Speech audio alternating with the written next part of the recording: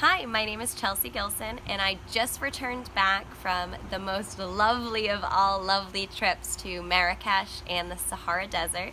I took a group of women there through the luxury tour company Willow and Blair, and I just wanted to share some of the moments that made this trip so very extraordinary.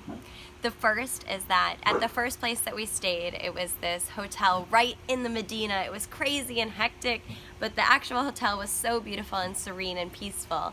But coming together on that first night, we had this grounding meditation where we all came together, and it was just really special to be able to have this immediate connection with these women, because there's something that brings somebody's soul to Morocco, right? They want to experience something, they want to feel alive, they want to be inspired. So to have these women come together, and for us on that first night while we're getting to know each other, I had everyone close their eyes and we did a presenting, like becoming present exercise, so that before we saw Morocco through the lens of our cameras, we tried to experience it with all five of our senses so that we could really, truly become acclimated with our surroundings. And I thought that was so special. The women that came on this journey were, again, absolutely incredible.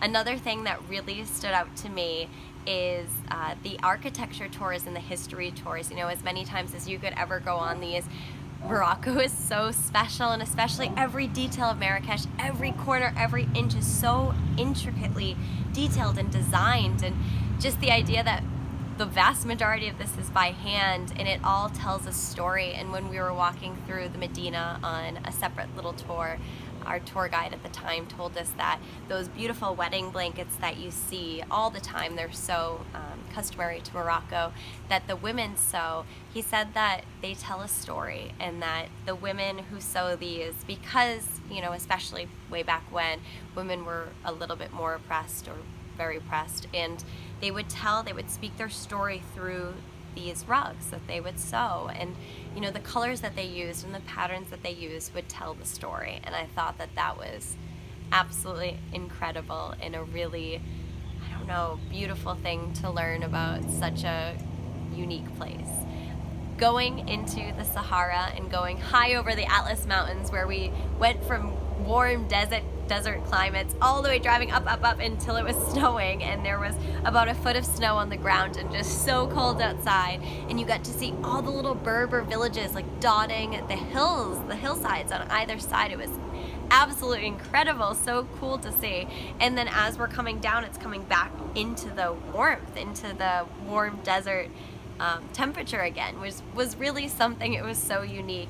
And then the Sahara camp, oh my gosh, was that special, so far away from what we would consider civilization. We just took a left into the desert. There wasn't even a road, and our driver just looked at the mountains to know where he was going, watched the sunset, and we get out there, and the experience was just, it was so nice. It was so luxurious in one respect, but also so true to the culture of Morocco. And we're sitting on these big plush throws, and we're eating traditional Moroccan food and listening to traditional Moroccan songs, and hearing stories of life in the Berber village from people who actually lived there. That was something special. Of course, riding the camels through the desert made my heart melt. They were so sweet and treated so well, and just so nuzzly and cute and lovable, and oh God, they were amazing. I could have like 10 more videos just talking about how wonderful that experience is. And then the last thing that really stuck out to me for this tour was on the last night we came together for this cooking class, and we went to this one that was run by these two women, and we're cooking and we're having so much fun. We're learning how to make the traditional tagines and the couscous and all the stuff we've been used to eating now. And I ended up asking one of them if they have children, kind of assuming they were a little bit older. I figured they probably have a family. And one of the cooks turned to me and she said that we don't need to, that, now they're able to work for themselves, and they don't need to get married if they don't want to, and they don't need to have a family if they don't want to. And the idea that the choice is there in Marrakesh is,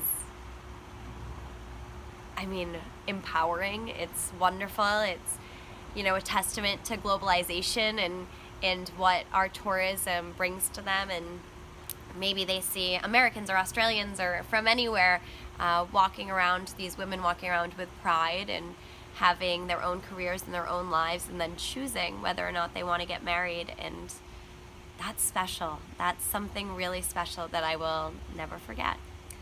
So thank you for watching. I hope that you can join us on our next Morocco tour. I'm going back in October and I would love to have you.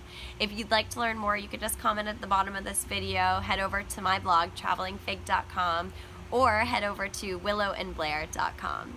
Thanks for watching. Maybe I'll see you in the desert.